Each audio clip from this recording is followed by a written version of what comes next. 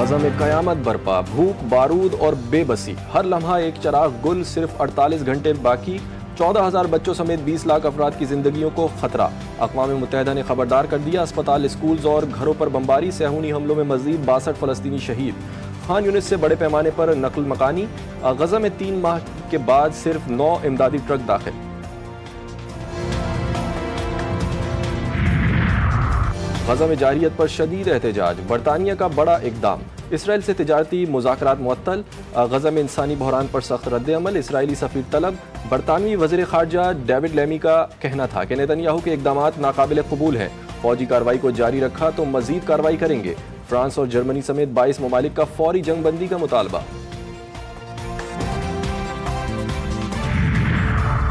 ایرانی supreme leader آیت اللہ علی خامنائی نے کہا ہے کہ امریکہ کے ساتھ جوہری مذاکرات میں کسی نئے معاہدے کی کوئی توقع نہیں۔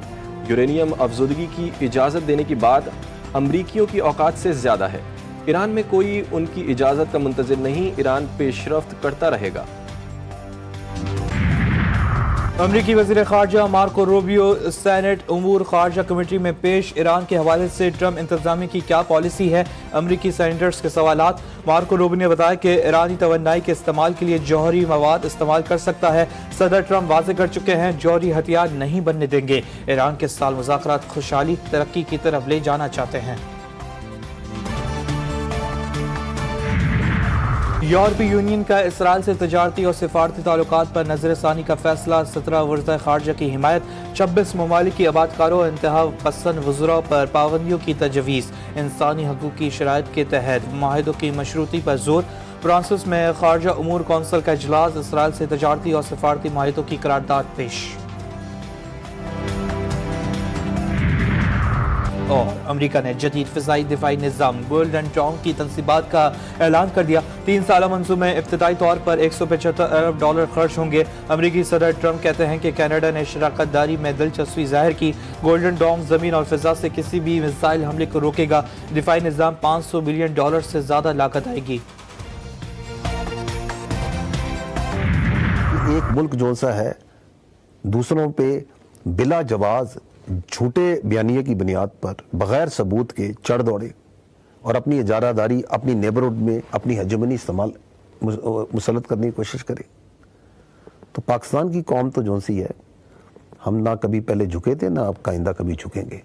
ہمارے لیے ہم شہادت کی آرزو ہمیں زندگی سے زیادہ ہے۔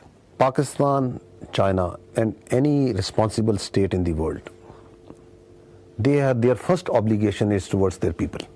And the prosperity and well-being of the people of the states come from peace and stability. اور اس کے لیے کوشاں ہے چائنا بھی اور پاکستان۔ پہلے جھکے نہ اب جھکیں گے، شہادت کی آرزو زندگی سے زیادہ، ہماری پہلی ترجیح امن، دہشت گردی کی لعنت سے لڑ رہے ہیں جس کا مقصد ہی ترقی کو روکنا ہے۔ DGISPR لیفٹیننٹ جنرل احمد شریف چودھری کا چائنا میڈیا گروپ کو خصوصی انٹرویو۔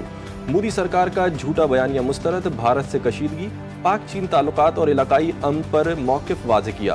کہا پاکستان کے لیے سب سے اہم چیز اس کا حل اور اس کی طاقت ہے۔ ہم اللہ کے بعد سب سے زیادہ خود پر انحصار کرتے ہیں۔ پاکستان اور چین امن و استحکام کے ضامن ہیں۔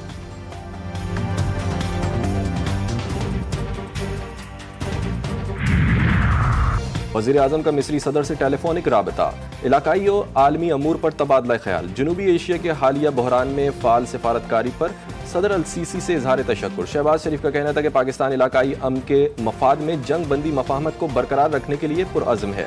انہوں نے مصری صدر کی توجہ سے انطاس معاہدے کی اہمیت کی طرف بھی مبذول کی کرائی اور کہا کہ اس معاہدے کو مؤخر کرنے کی بھارتی دھمکی پاکستان کے لیے سرخ لکیر ہے۔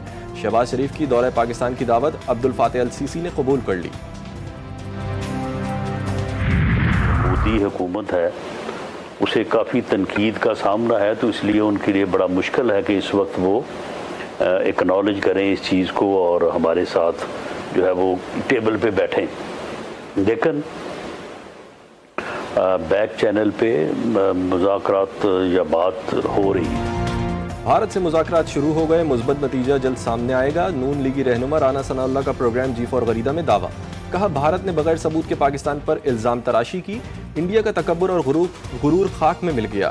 ان کا مزید کہنا تھا کہ وزیر اعظم تمام فیصلوں پر پارٹی کی رائے لیتے ہیں، وقت کے ساتھ ساتھ ہر چیز عوام کے سامنے آ جائے گی۔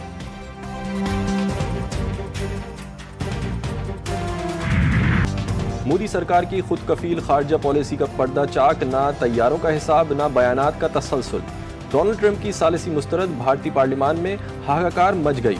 हुकूमत हर कार शिकस्त छुपाने के लिए अमरीका पर बरस पड़े, जंग बंदी को पाक भारत मामला करार दे दिया।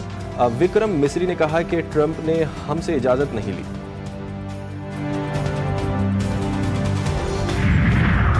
भारतीय स्पॉन्सर्ड फितना अल खवारिज का मकरू चेहरा बेनकाब, मासूम बच्चों को इंसानी ढाल बना लिया। मकरू हथकंडों की फुटेज मंजर आम पर आ गई। सिक्योरिटीज राय के मुताबिक ये दहशतगर्द मासूम बच्चों को मजमूम अजाइम के लिए इस्तेमाल कर रहे हैं। बच्चों को सामने लाकर सिक्योरिटी फोर्सेस पर हमला करना इनकी बुज़दिलाना कार्रवाइयों का नतीजा है।